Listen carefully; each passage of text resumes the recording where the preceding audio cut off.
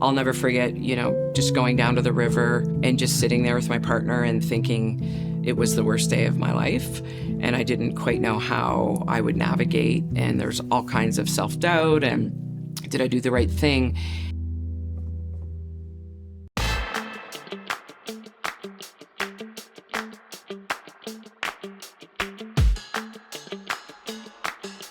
Hello and welcome to Curious as Hell, a podcast about leading and growing in today's world. My name is Tyler Chisholm and I'm excited as I always am to be here with my guest today, Miss Lara Murphy. How are you, Lara? Hi, good, thanks. It's really great to be here, Tyler. It is so good to talk to you. It's been forever, I think 2018, and pre-COVID, so we won't even get into the details. For anyone who's watching or listening who doesn't have the privilege to get to know you, we're not going to do the big bio, but you are you are a co-founder, one of the original co-founders of Lara Murphy Construction. That's right. And you are the CEO and co-founder at the Calgary Wild FC. You got it. Ryan Murphy, 17 years?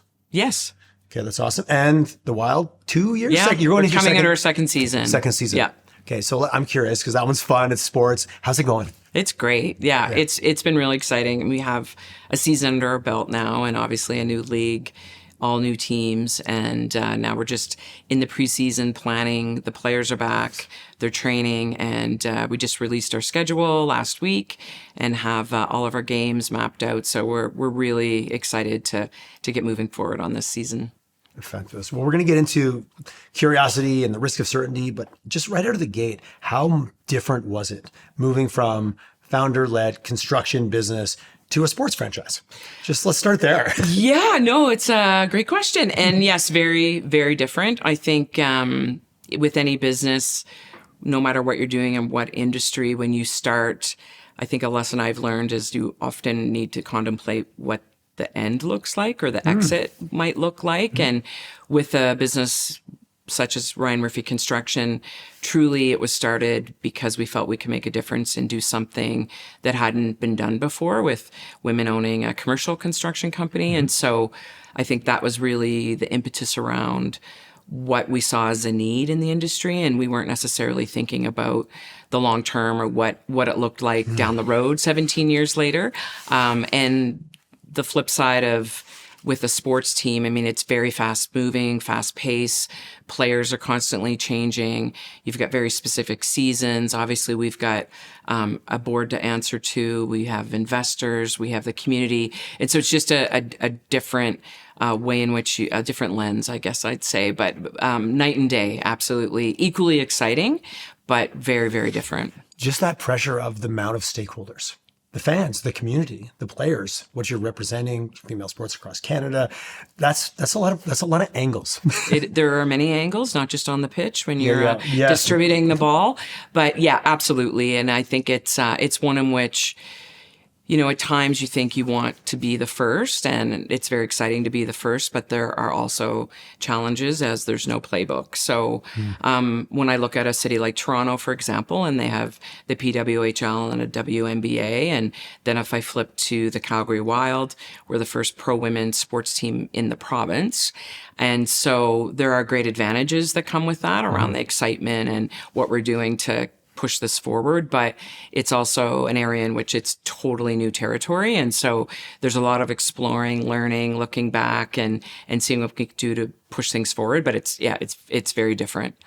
With all those stakeholders, do you get some grace for that? Or Absolutely. Is it performed now? I think the first season we get quite a bit of grace. Okay, and we second season things are changing. We knew we could ask, apologize and say that we were forgiveness there. And now into the second season, there's so many learnings, but all of our partners, everyone involved has been spectacular. It's just been an incredible learning. And obviously we're playing at McMahon. And so have the ability there to be on the C train line and be in the city and make it easy for people to come and see you. Exactly. And ultimately enjoy and take a little time out of their day. And so that's also been, it's almost like a separate business when you think about that game day experience and what we're doing, to get the fans. You're putting on multiple events. 100%. And weather's a factor, time of year is a factor, what else is competing is a factor, let alone trying to also run a business. Yep. There's a lot there and it's incredible. So different business units doing different things. And then in this preseason, I mean, when we were thinking about it and planning, it was really interesting. I think we were thinking it it's like 2 years long with all the things we wanted to get done in the preseason. And obviously that's not the case, but we've had some Game incredible... one's coming, right? Yeah. April 25th. Yeah, it's coming. It's happening. So talk to me a little bit about transitioning from a business where you were the founder. And like you said, maybe there wasn't a big master plan. It's like, we can do this and we're going to do this. And we worked our asses off to do it. And I know you from that time and in that time to moving into this role. And like, there's lots of, 30, 60, 90, and take your time and learn what's going on. Like, talk to me a little bit about around the theme of risk of certainty, coming into a brand new role in a brand new organization, the pressure and how you manage what should we do, Lara? What should we do? Yes. How did you manage that? Yeah, I think, having a great team around you and people that either have experience in the sport or working in other sports from a professional level, I would say even locally, being able to talk to the guys from the Surge or the Stamps and talk to Jay and understanding a little bit around okay, well, give me the real scoop of what this Tell me is where like. The landmines are buried. Yeah. And so that was wonderful. And everyone was incredibly open. And even with outside of the city, being able to lean on different people and ask for their advice and experience definitely was a huge factor in how we planned and navigated. But there's no question when you're someone that makes all of the decisions in one particular business and then moves into a business where there's many people in the room that have put time in, whether it's through money, volunteering. I mean, we started as a dedicated group of volunteers, and Deanna Zumwalt put her hand up to get this club in Calgary when this just was actually called Project 8. So it was a harebrained scheme. Totally. I mean, Diana Matheson saw the need. She was a national team player with Christine Sinclair and Stephanie Labe and so many. And just thinking back when I started to really dig in and learn, let's use this as an example. The last World Cup, 32 teams competed on the women's side. And of those 32 nations, 30 had pro leagues at home, and the 2 that didn't were Haiti and Canada. And so when I really started to think through that on, just how well... That's powerful, actually. Yeah, it is. Yeah, and it is. How well we performed as a national team on the international stage without having a league at home. There was just such a need, and it was, not shameful, but it's well overdue. And so it was really important from that level. It was time. It was time. But no question, so different. And I think, given a lot of my board work and experience that I've done in the city, it's interesting now to be on the other side of the table. So I'm the one that is providing those updates and reports and the responsibility and being able to navigate from a strategic standpoint, what the team's doing, how we're generating revenue, and then what we're doing to continue to spread the word and make that impact. And it's not just in Calgary, but obviously being the only pro women's team in Alberta. And then at the league level, working to navigate all of what is required as each of the teams. We're all learning and growing and looking at ways that we can collaborate to help one another continue on that path of success. There's playbooks, but not you guys are writing your playbook. Correct. So what from a leader, from that self-curiosity, what would you say were the set of skills that you really had to either develop or, let's be candid, did you have to turn some down? Yeah, and turn absolutely. others up. What kind of showed up for you in that first time? Yeah. When you barely had a moment to even think about it. Yeah, it's true. And it did happen really quickly. Yeah. I know when we kicked off the league last April, Calgary had the fortune of playing Vancouver Rise in Vancouver for the first game of the league. Yeah, I remember that. And I'll never forget that feeling of walking out into the bowl and thinking, oh my gosh, we did it.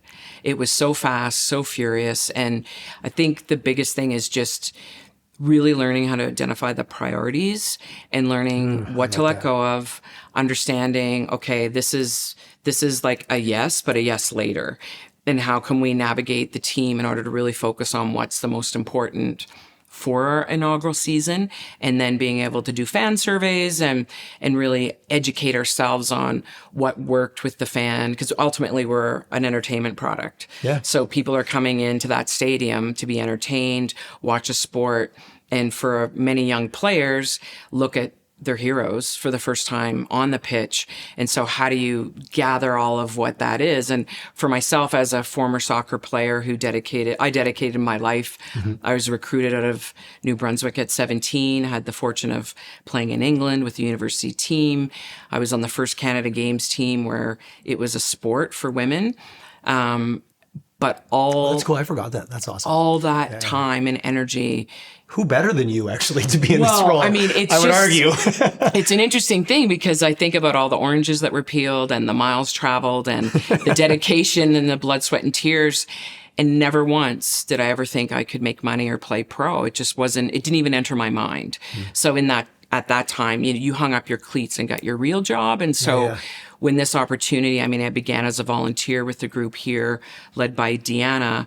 And ultimately it was from my construction experience. They asked if I would be interested in finding a place for us to play. And as you know, I mean, this isn't just a Calgary or Alberta issue. Infrastructure across our country, especially we have not invested heavily. No, the medium-sized stadium, and so that was where my passion continued to grow as a volunteer and being on that committee with all of the people that had put their hands up, and so it just really kind of brought my worlds together from that construction and walking into a stadium that was purpose-built more so for men's sport. And knowing that would be our home. And it was really exciting. How did you balance that's a lot of information to take in, like coming from being on the pitch to now being in the back office and being the suit. I don't know if you guys wear suits, but that is that dichotomy between what the players deal with and what. But for you coming in, like that's a lot of information coming at you. Yeah. I love being curious as a leader and I love learning more, but there's a point where you have to be able to categorize it and use it. Or else it's just like one day you're going down one path, next day you're going the other. How did you manage that? And at the same time, allowing everybody to feel that their voice mattered. That's it is tricky. Scales of justice on that. Yeah, because there's very much, there's so much purpose behind what we're doing for so many reasons. And so I think at times it was really being... The heart is this big. Totally. And it is. And it's amazing. It's just, but then how do we flip that dialogue into being, a business with a purpose and something that we can really focus on. And a purpose hoping to make money.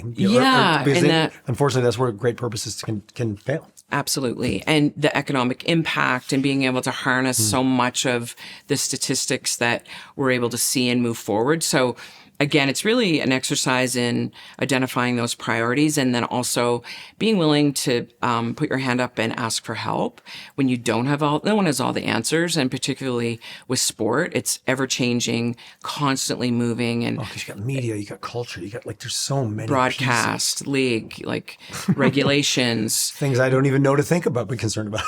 Exactly. And so I think you really, for me as I have no problem for asking for help, and you really have to be able to do that in order to continue to move the group as a whole, whether they're on the pitch or the business in behind what's happening for that game day and all of what we do. And we step onto the pitch for a match. So just really identifying that and asking for help and knowing that it's a constant, you're just constantly learning. Luckily, I am very, very curious and part of being an entrepreneur, and that's why I love your book, the podcast, all of it it's curiosity. And I think from a very young age, I had that about whether it was construction, building, business, and thankfully I had support and family that didn't mind that I had a soccer ball at my feet and maybe a drill in my hands, and I was never told to do anything different. I love it. Talk to me about the trust and giving up. Because when you've got that many moving parts, you've got to really just be like, they've got it. Yeah. I'm going to walk away. Yeah. One, I don't even understand what they've got at the depth that they do. Was that ever an issue for you? Like in the early days of, you and a couple people starting a company, you are the buck does stops with you and I know you had a co-founder. So that way, how have you transitioned? You're like, they've got it. I'm good. I'm not even going to worry about it. I'm going over here. Cause I know a lot of leaders at all sizes of organizations that struggle with that. Yeah, no, it's a great question. I think every day is a new learning. And I mean, even this morning, I'll get back to you. Before coming here to speak with you, I had a Teams call and I hopped on it. And they said, Lara, no, you go prep, just be present and don't worry about it. We got this. And so, constantly wanting to chime in and be part of things, but more so from a perspective where we're always looking to gain efficiencies. How can we, lessen the emails or the Teams messages, or what is that each decision maker can take on their own? And you really have to build trust and know that we each have one another's back. And I think the more that you can let go, and my experience in business is that when I do that and when I let go, things might not always be perfect, but they actually move forward a lot faster in a positive way. Was there ever in your journey a moment where you had to have that little fireside chat with yourself and like stop being the bottleneck, stop being, and also sometimes our value gets wrapped up in that. Most of us get rewarded in the early part of our careers by how many bricks we can pile. For sure. Versus how many bricks we can make sure get piled. That's a weird metaphor, but that was my loose construction metaphor. Was there ever a point where you had that realization yourself of like, my success is wrapped up in what happens, not me actually having to do it? For sure. Yeah, you do. I think there have been several moments, and they're ones that, they resonate. And whether it's showing up to do a talk and realizing like so many people have been part of putting something together that I didn't have to lay hands on at all, or walking down to the front of the stadium with my back to the pitch and looking up at all of the fans and really taking it all in and like realizing like, wow, like this team pulled this off, and cool. And seeing, young kids walking to school with their Wild FC gear and merch on.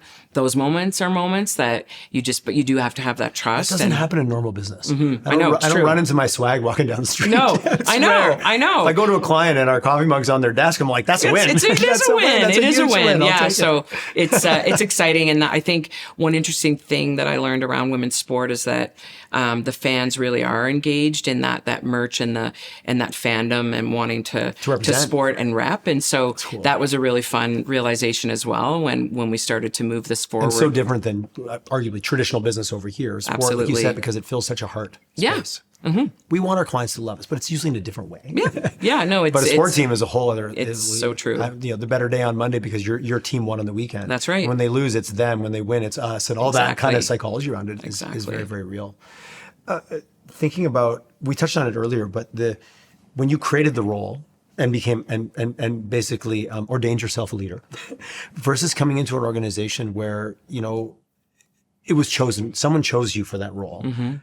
It's got to change the dynamics, got to change the psychology, or has it just been such a transition for you? Because it sounds like they're so different. They are very different. But we have a role description and you're the perfect fit for it, versus we kind of write our own role descriptions when we start our own companies, right? Yeah, that's very true. If we ever even wrote one at all. Yeah.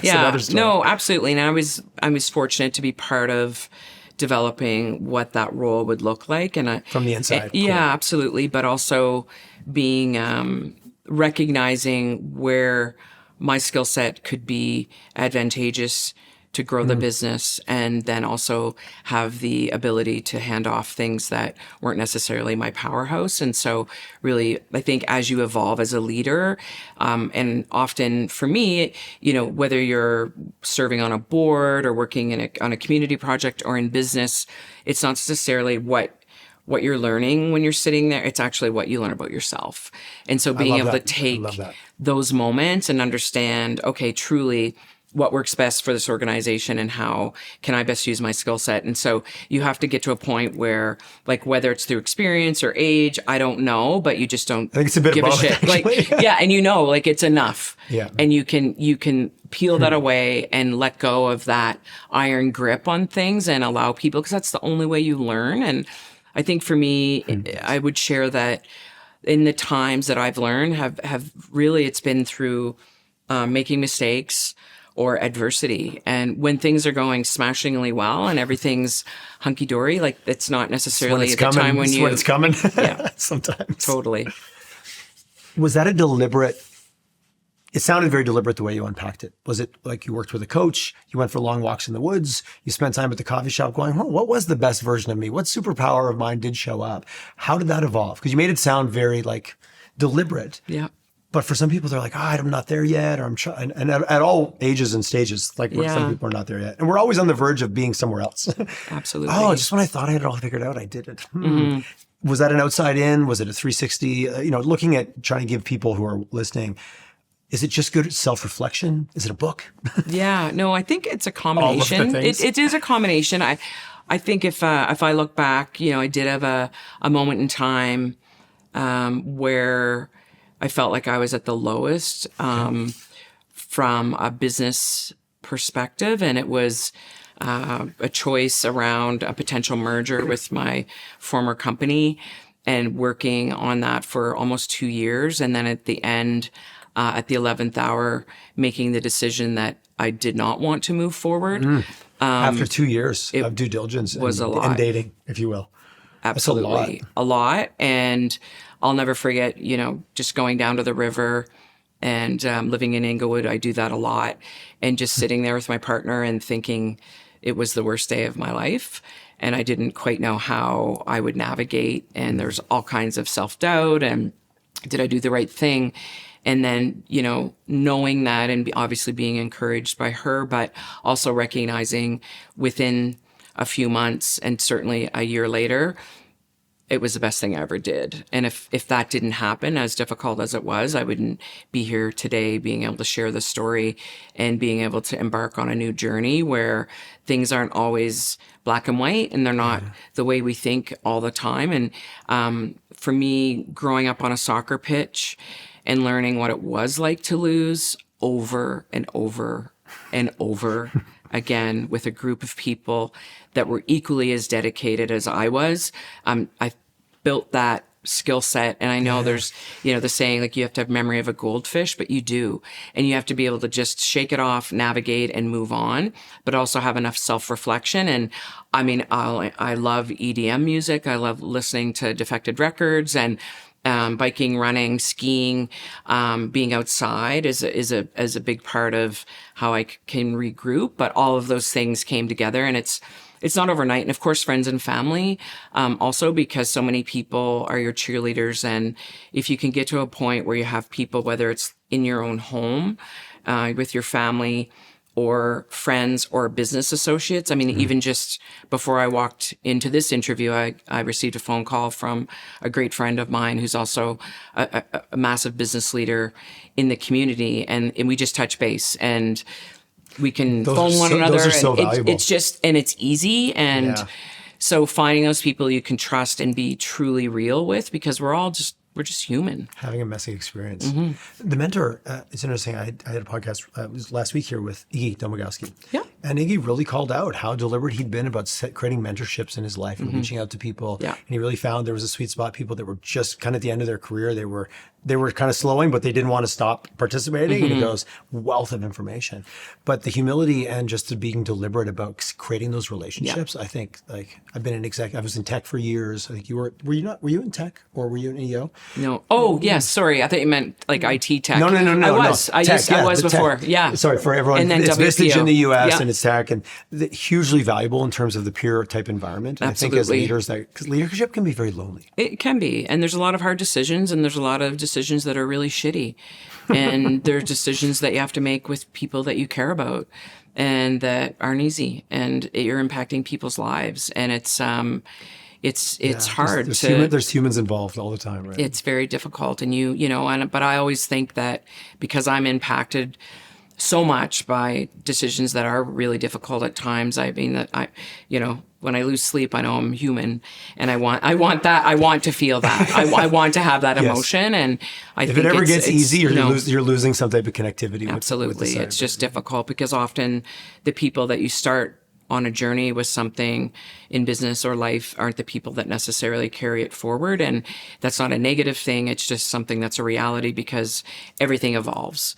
And it's whether our day-to-day, our family life, our friendship, our everything. And it's just this moving constant, and it's like a snowball.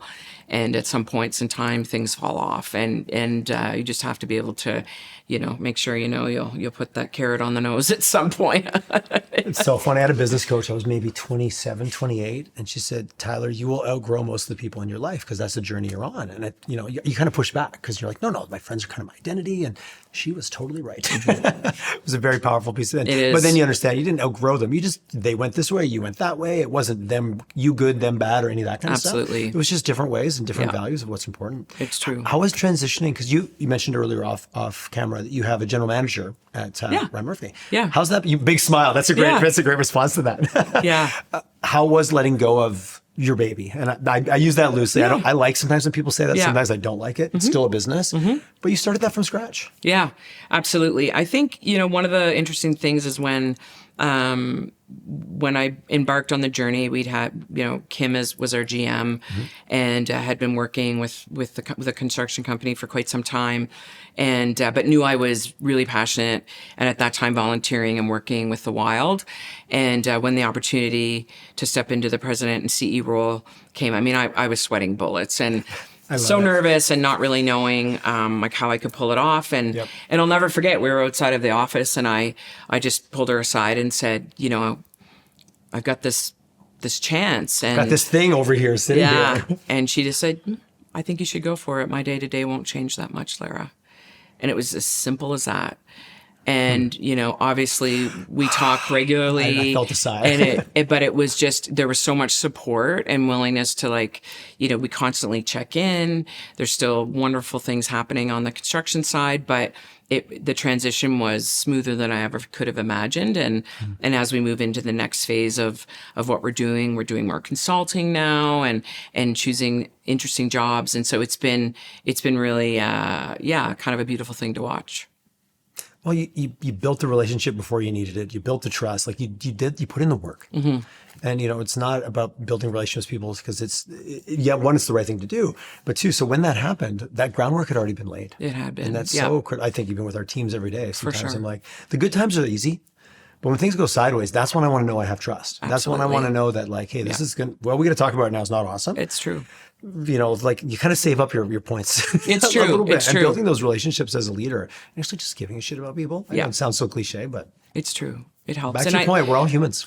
And, and in this city, how fortunate are we? This city. I concur. Not being from here, coming here, starting something from scratch and being surrounded by so many individuals that were so invested and gave me that time for a phone call or a coffee. Same journey. It's amazing. Same. Put me in rooms, gave me a voice and allowed me to learn about myself and the business and so I feel so indebted to this city.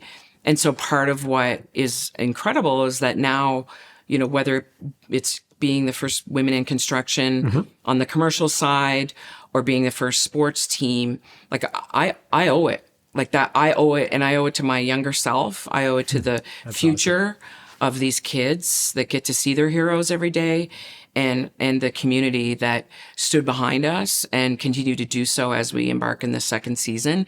And all of those players who never thought they'd play in Canada, never thought they could come home and to be part of something that is a first. And so being the first can be daunting and there's a lot there. They say sometimes you get the most arrows in your back, right? When you're out in the lead, right? But someone's got to do it.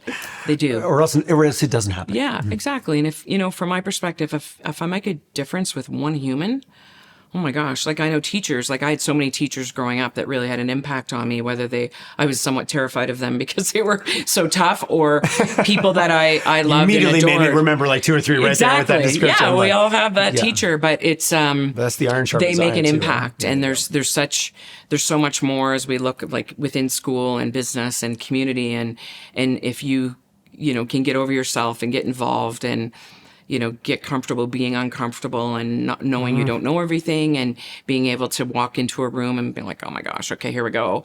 But I really thrive on that. Yeah. I love it.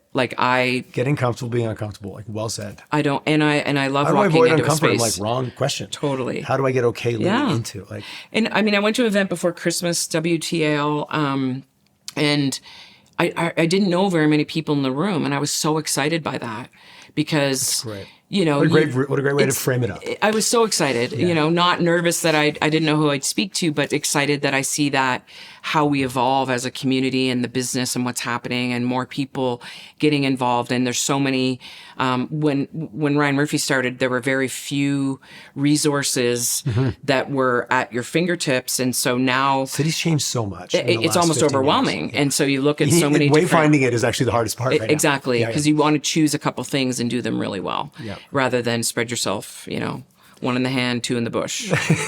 Spread ourselves too thin. Isn't that the entrepreneurs? I know. Bite off more, you can chew and keep chewing. Be uncomfortable. Be comfortable being uncomfortable. You mentioned like imposter syndrome, a thing for you, still a thing? Sure. Why not? I love your honesty. Yeah, no, absolutely. What's the joke? 80% of people have it, 20% lie about it? Yeah, honestly. And I embrace it. To me, I look at it a way to learn. Lets me know something real's about to happen. Yeah, you learn. Like, why am I feeling this? Okay. Yeah. Like, let's just take a step back here and take a deep breath and move forward. But it happens to everyone.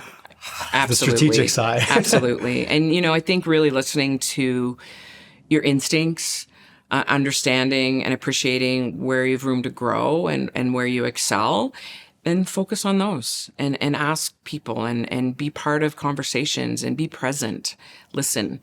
And really try to take things in and listen listen, not just to talk. Yeah, you know, because we all know those people, and you're like, I know you're waiting for me to take a breath so you can speak. And I've got so much to say. And maybe that's out of nervousness, whatever the case is. But honestly, and probably comes with, you know, as we get younger, we lose.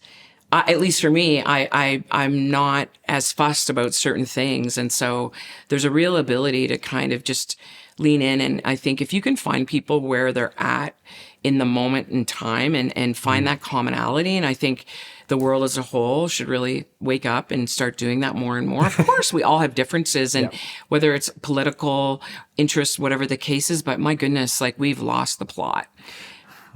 On the bigger picture, absolutely. A little bit of taking time, taking some empathy, actually being curious what someone else's point of view is. Yeah. Just be curious. You don't have to agree. Yeah. And you don't have to want to you shouldn't have to, it's either like or hate. You're like me or you're not like me. That's okay. And just to have that respect. I learn more from people that aren't like me in my experience. But it's true. But as you get a little older, you go, oh yeah, okay. I've seen this story before. And when I acted this way, I didn't learn as much, but I acted this way, I learned more. Absolutely. You know, and I think just coming off of the Olympics, it's a great lesson for all of us because, you know, for me, watching the Olympics and when a Canadian wins a gold and you hear that, our anthem, come on, like it's a moment. If there's something about that like reaches apart. We could stand a little more of that. And that's right. It's that unity, and how can we? You know, we're all wearing being divided is easy. The patch and being the pride kind around of lazy that. Almost. What's that? Being divided is kind of lazy. Yeah. Oh, you don't like me? I don't like you. Yeah. I'm like, well, come on. Ask a question. Lean in. Yeah. Being as busy as you are, how do you find the time? Because you've got a whole group of people around you that are looking and can be positively influenced by how you showed up that day. But there's nothing worse. I had a leader tell me this years ago. He says, Tyler, I'm going to give you a piece of advice. Never underestimate your amplitude. I said, what do you mean, Barry? See, Miss Barry. He goes, you walk through the office and you don't say hi, that person now thinks they're getting fired. Right. Because you were in your head. So he goes, never underestimate that. And it seems so subtle, but taking a little bit of time to be deliberate about it. How do you do that when things are coming at you 100 miles an hour? Because I know you do it because I know you. No, it's an evolving process. Nice. Absolutely. And it's one in which, particularly as a startup and the first women's sports team, there's a lot. And a lot coming at us. And definitely we're all learning what our roles are and how we identify the priorities and to delegate. And I think I am an approachable leader. And so at times there's a lot of approach and that's okay. There's a lineup at your door. It's at times, but it's all really kind of wonderful because whether or not they're telling a story or sharing a win or asking for guidance, you know, I wouldn't be doing it if I didn't want to make the time to do so. But then also on the flip side, it's, you know, I take a Monday morning, for example, most times and spend it at home regrouping for the week so that I can calibrate and make sure that I show up as my best self and have what I need to do and what the priorities are mapped up and just not being afraid to do that or put your phone on silent and know that you need some time to prepare and plan. And so I think really like setting those expectations for yourself and also the team, they make all the difference in the I'm world. also hearing healthy boundaries. Like, I'm going to take care of me, so when I show up, it's a better version of me. Yeah. The always on, always accessible. Absolutely. I think there's only so many cycles in the machine, right? Absolutely. Out of fuel. And being clear is I really like kind. that, making that deliberate time and being purposeful. The intent is so powerful. It is. Oh, you're unavailable. But eventually, people will be like, "Oh, that's great," and you like when you get it, you respect it. You're like, "Oh, good for you. Please do that. That's great." And then they make decisions more on their own, and like that's how we learn and grow. It's funny sometimes you don't answer the phone, the problem gets solved. Yes, there you go. Yeah, it's true. But yeah, it's exciting, and I think everyone just has such excitement and passion around the Wild FC in particular that there is a tendency to the purpose and passion and the business. That's an interesting. I've worked with a lot of non-for-profits where heart leads. Yeah. But I think sometimes if the financial model was as powerful as the heart model could get bigger. Yeah. So I do have a bias that way as a business individual in that Absolutely. mindset. But when you give that much passion, it creates something else. If you can marry the two together, that's when you can actually really create change. It's magic. At scale. Yeah. Absolutely. So you're going into your second season. You've got some things figured out, but I'm assuming still there's a million things going on. Yeah. What are you the most excited about? Well, I think last week I had opportunity to go to our new training facility, and so we're working. We worked with the city, and we have a home now for the players to train at the soccer dome, and so that was a really big Just win. having a home is just saying that really word. big win. That's great. Yeah, last year the players traveled around to different facilities to train, and that was it was what we needed to do at the time. But now that we have a place that they can go and gather and be part of and have lunch together and work and train is really exciting. So I was able to go last week. It's a brand new facility.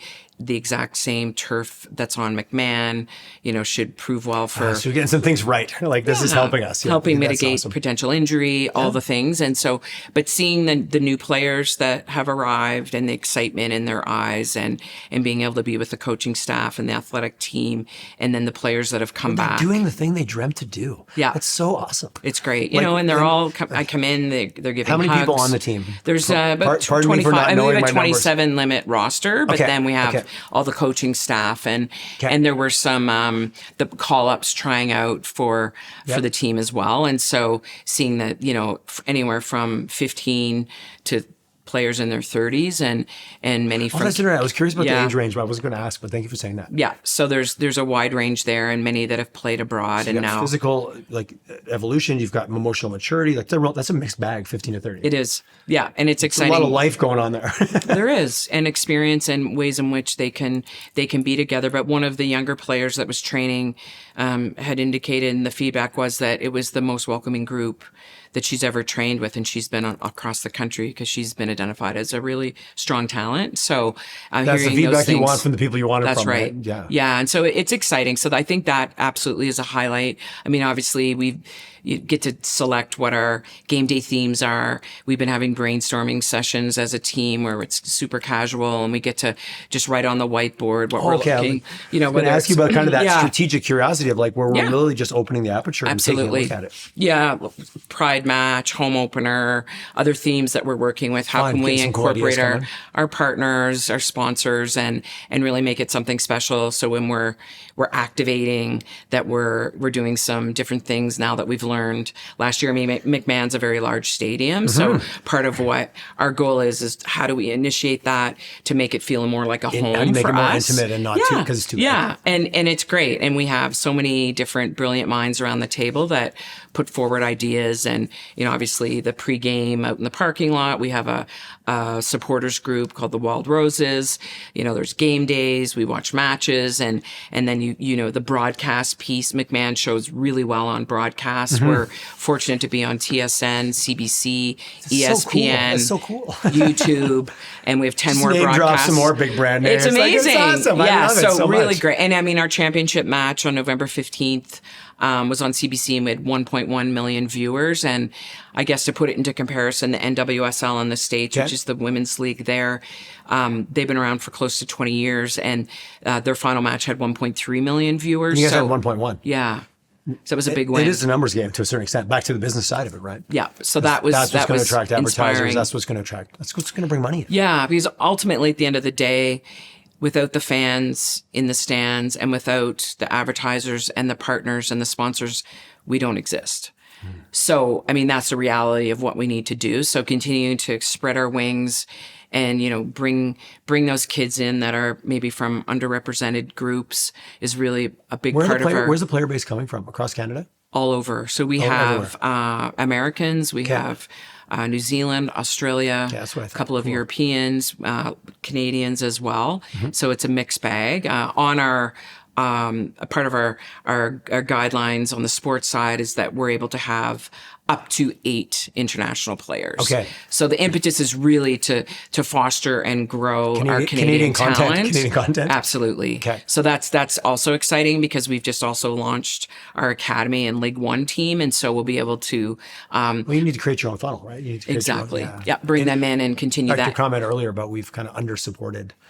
So we're not going to have players that have been playing since they were because there wasn't an infrastructure. That's right. To do that. Exactly. It just didn't exist. And so, you know, really sending the kudos out to people like Diana Matheson and Christine Sinclair that, you know, fought for this and pushed it through and found the other people to come around the table to make it a reality.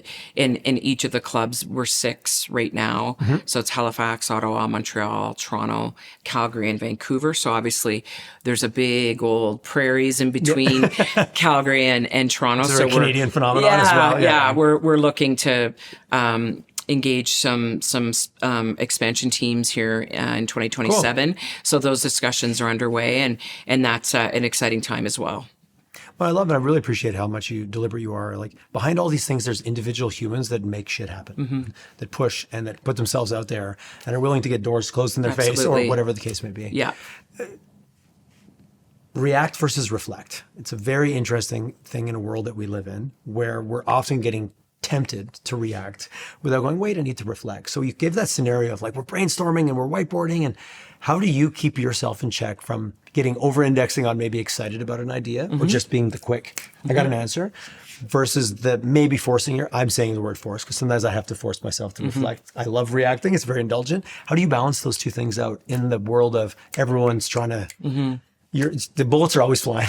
Yeah, I think as I've evolved and or gotten younger as a person, I like to say that. I do. You said that twice now. I like it. We'll talk about that later. you learn patience.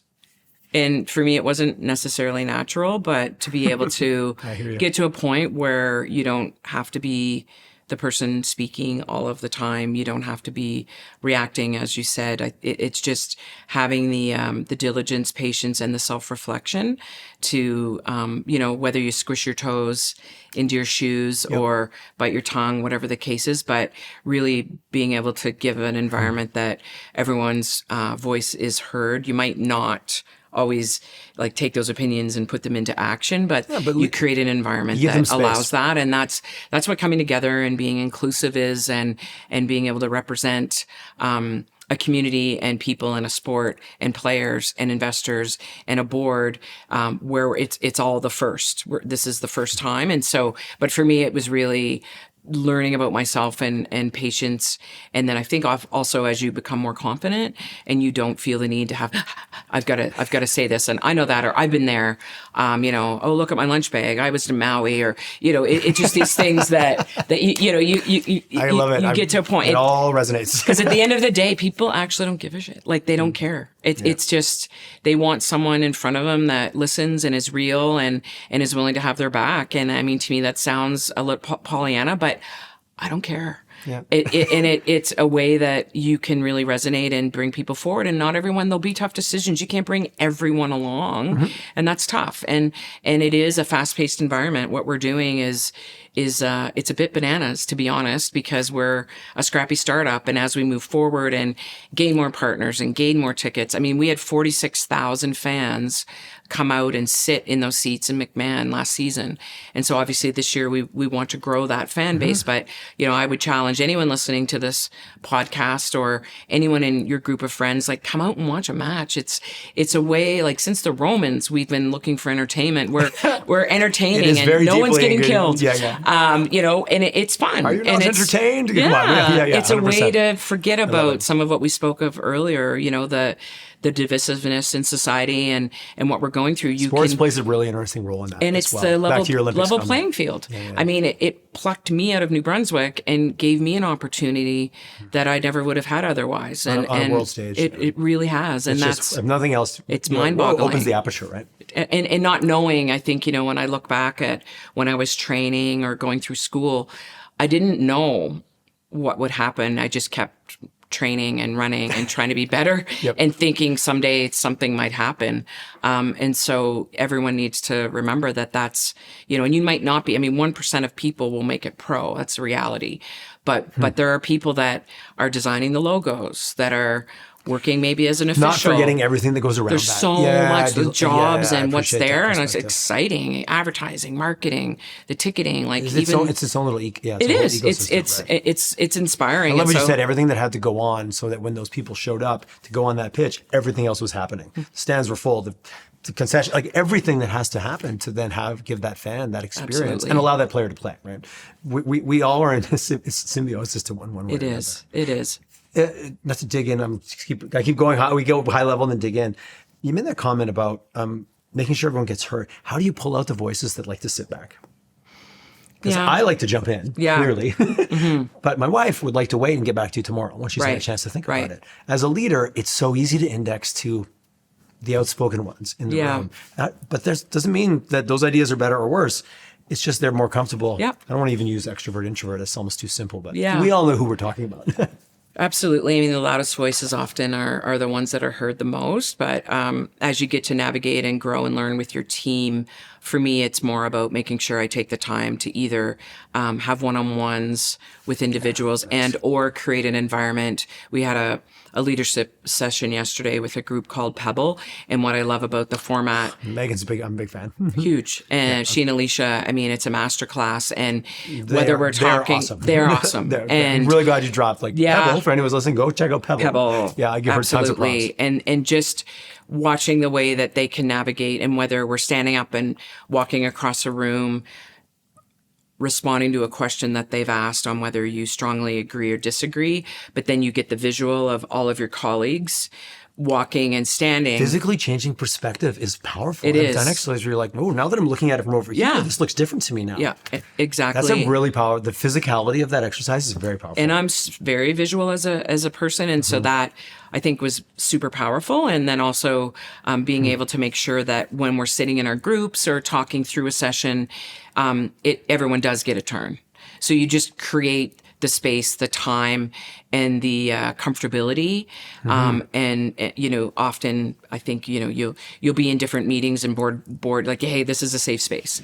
And so I think if you can create that. Safety's huge. It is. And, understand that everyone, like you said, some might take longer to process. I'm one of those people. I'm not right to the solution. I need a little bit of time to think through what that looks like. Others are different, appreciate both styles, but I think as you allow different platforms to have people, really you want people to feel comfortable and shine, and it can come in all different forms. So just, I think, being flexible around that and understanding, and then things happen organically. And I think back to last season, and when I look at the players after a match, they're out on the warming, cooling down, sometimes doing sprints, topping up, and they all would take time to come across, walk where the rail is, at where the stands meet the pitch. And all of those young players will come down, and whether they're holding the playing card, a T-shirt, a croc, I've seen so many interesting things be signed. Each one of those players took time to sign those things for those young people, young girls primarily, that for the first time see it. And that happened organically. We didn't instruct the players that they need to go and do that. And so those are the things that if you see that happening, it's like, how can we build on this? So you know what? One of our last matches, we allowed all the fans to come down onto the pitch. And it was one of the most powerful things. I saw a woman that had, over the course of the season, had each player autograph. And she then took one of our hoodies and embroidered each one of the autographs onto the hoodie herself, and then had all of our scores embroidered for each match on the side of the arm. And I mean, I never would have seen that if we didn't have that opportunity. That is all heart. It was amazing. It's like, oh my gosh. So, and then the players see that, and then the kids see it, and the parents that are taking the time out of their day to bring people to the game to experience this. So, and the interesting thing about soccer, I mean, we're a hockey nation. And so what I love about what we're doing is that we also get an opportunity to educate. So many times through the season, I would see season ticket holders sitting next to one another, talking about the offside rule, or getting to understand like, what was that? And because everyone's learning too, right? Learning about the game. And that's part of the magic. Because I mean, soccer or football is the world sport. Thank you. I was going to ask you, like, what do you like to call it? What's your preference? I mean, I do love saying football, but I think, where we have to play. Yeah, you have to respect your environment. Yeah, but there's such an opportunity to teach the game, and because it's a beautiful game. And I mean, I learned it at a young age and can appreciate it, but there's so many reasons. And even if you're not a soccer fan, to come out and experience what that half game show is like, or what it's like to see the first women's pro team, or be at McMahon, or, just have some fun. A lot of times those smaller leagues, like going to the Surge or going to see the Roughnecks, or like, it's fun. It is. There's people are there, and their players are playing hard. Like, it's like people show up. Absolutely. And the fans are out of control. Like, at the Surge game, I was like with my friend Colleen, I think we sat right on the side, and I was like, this is like, it was a blast. Yeah. It was like, did some Raptors games, but probably not right on courtside. And it's just a very different experience, but equally as fun and entertaining. It is and fun. just the sense of community is like spilling out everywhere. Yeah. You kind of have to embrace it. You touched on it earlier. I mean, one thing that we have to work with is we are beholden to the elements. So we're outside. We're not in a dome. We're not. Yep. So how do we, as a club and a team, really embrace that? And okay, we're going to sell lip balm. And it's Calgary. You never know what you're going to get. Like bring your gear, and so being able to embrace it versus thinking of it as something that's a negative, and have people be outside and enjoy and just be part of something that is that's a different experience, but one that's shared suffering sometimes. I've been to many football games where, depending on which side you're sitting on or what's going on during the day. Very true. The blankets and the wine flap. But anyways, let's not get into the details. So thinking ahead for you, and I love how introspective you are, and kind of you've been on the journey and been very deliberate about your leadership. Again, sometimes in reflection, which sometimes I'm like, I'm going to learn from that thing that just happened yesterday. What's on your docket from a personal growth, like self-curiosity perspective, when you think of I'm talking to you a year from now. What's changed in your own leadership journey? Yeah, wow. It's a great question. I think that really looking to continue to grow the club, I want us to not only succeed on the pitch, but as a team to have everyone. My goal is I don't want to be the topic of conversation or at the dinner table. So like giving people the ability to have a work-life balance. So hopefully they're not bringing stress home, and we're able to continue. From your team perspective, well, I understand. Yeah. And so for me, don't carry it home in your head every night. That's not healthy. Yeah. Okay. And I appreciate and so that. as we grow our revenue and our ability to hire more people that can be part of carry the backpack together, because there's a lot that needs to happen. And so we are really starting to hit our stride. And so I think for me, obviously winning is great.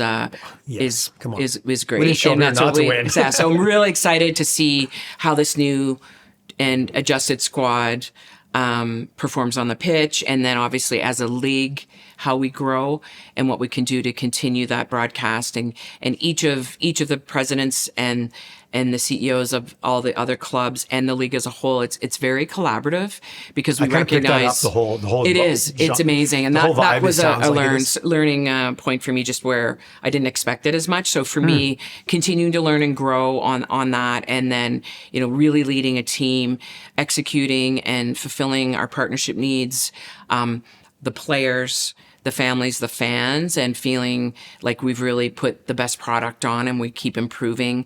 And as a leader, I keep improving. And really for me, like if I can get to the point where I'm doing a lot more of the strategy and execution, elevating up, because it is, I like last season, there was one day where I had to run down off of Blackfoot to buy a t-shirt cannon.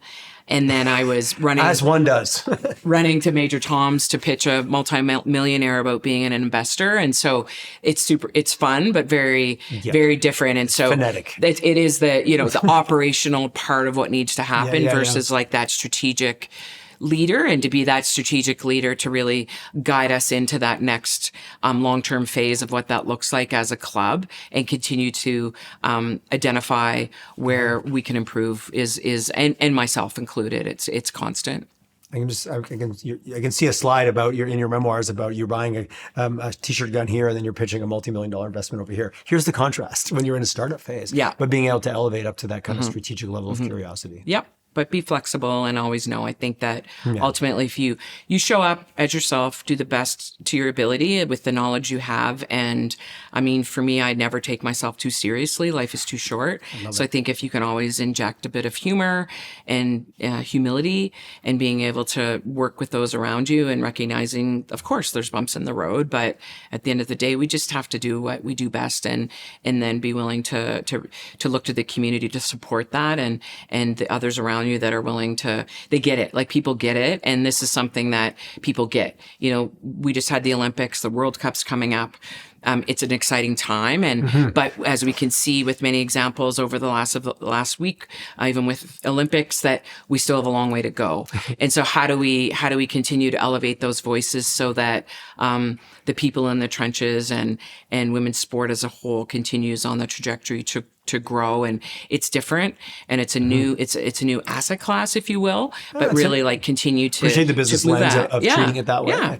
But it's there, and there's huge opportunity. And there's clearly a need, and there's clearly a market for it. Yeah, I think so. And I mean, I would say as a young girl, for me, looking back now, I didn't at the time really appreciate what it taught me. But if I think about so many of those young women, and again, not all will become pro soccer players, but if we can keep young people in sport, it helps with their mental health, their physicality, and so much. And girls do drop out of sport at an alarming rate versus young boys and young men. And so, you know, part of what we really want to do is, it's like 4 times the rate. And so how do we keep... Is there a specific time, or is it just... It's around 13, 14. I was going to wonder if that... They drop out. And so if we keep those women, and there's so many wonderful studies and statistics that 94% of women that are C-suites played competitive sport. Oh, that's a great statistic. And so you think about and not that. Surprising kind of to hear. Right. And that's all, awesome, actually. And these players, all of them at some point, like, their careers aren't that long. They're all educated people that most played, whether it was in the States or on scholarship, and have at least a degree, if not master's and or business. I have 2 meetings next week with players who have entrepreneurial questions for me, and they're already thinking about what happens when my career's done. I mean, you never know.